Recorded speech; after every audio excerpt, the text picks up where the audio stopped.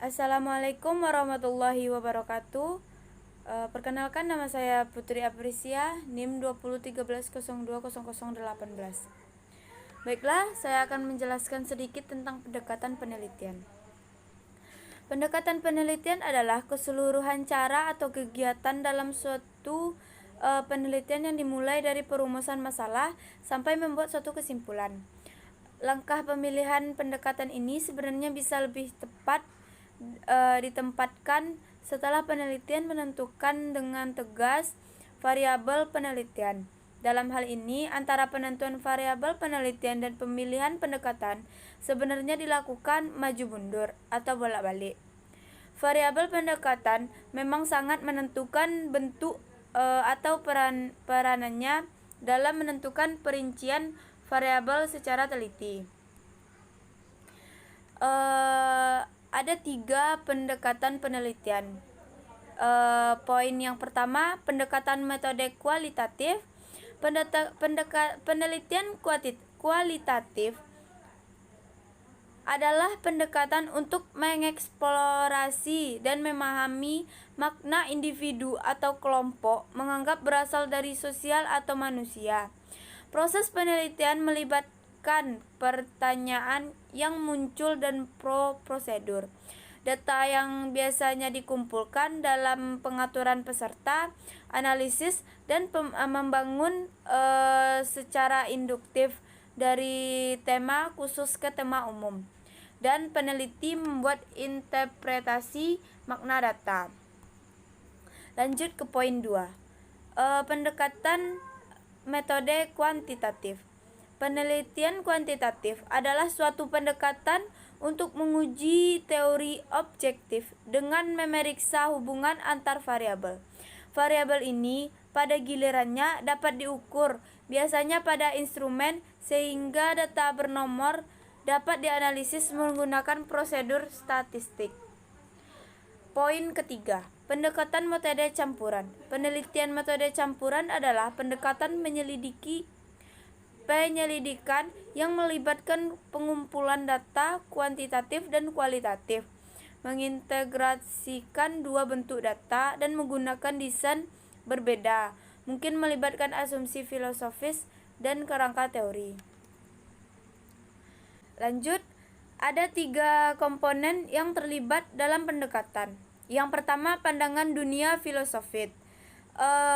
Ada 4 poin di dalamnya. Poin A, pandangan dunia positif. Asumsi post-positif telah mewakili bentuk penelitian tradisional, dan asumsi ini lebih berlaku untuk penelitian kuantitatif dan pada penelitian kualitatif.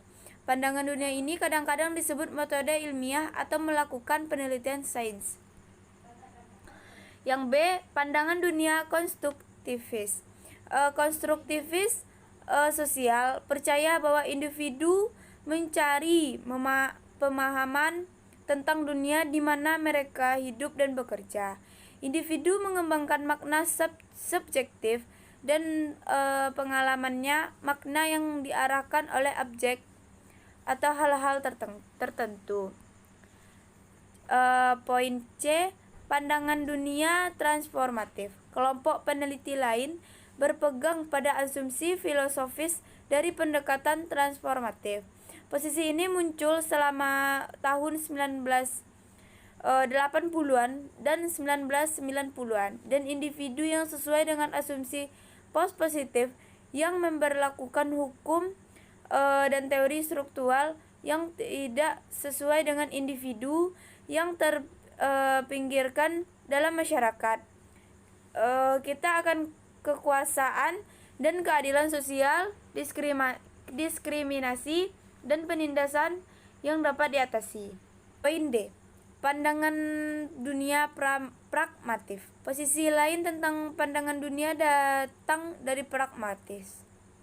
Ada banyak bentuk filosofis ini, tetapi banyak orang pragmatisme sebagai pandangan dunia muncul dari tindakan, situasi, dan konsekuensi daripada kondisi sebelumnya.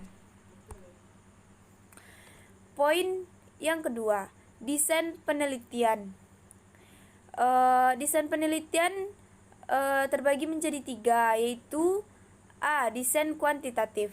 Selama abad akhir ke-19 dan sepanjang abad ke-20, strategi penyelidikan yang terkait dengan penelitian kuantitatif adalah strategi yang menggunakan pandangan dunia post-positif dan sebagian besar berasal dari psikologis. Yang B, desain kualitatif. Dalam penelitian kualitatif, jumlah dan jenis pendekatan juga menjadi lebih jelas terlihat selama tahun 1990-an dan memasuki abad ke-21. Poin C, desain metode campuran. Melibatkan penggabungan atau integrasi penelitian kualitatif dan kuantitatif dan data dalam studi penelitian. Poin yang ketiga, metode penelitian. Metode penelitian khusus yang melibatkan bentuk pengumpulan data, analisis, dan interpretasi yang penelitian usulkan untuk studi mereka, berguna untuk mempertimbangkan berbagai kemungkinan, mengumpulkan data, dan untuk mengatur metode ini. Misalnya, dengan tingkat sifat yang telah ditentukan sebelumnya, penggunaan pertanyaan tertutup versus pertanyaan terbuka. Baik, sekian dari saya. Assalamualaikum warahmatullahi wabarakatuh.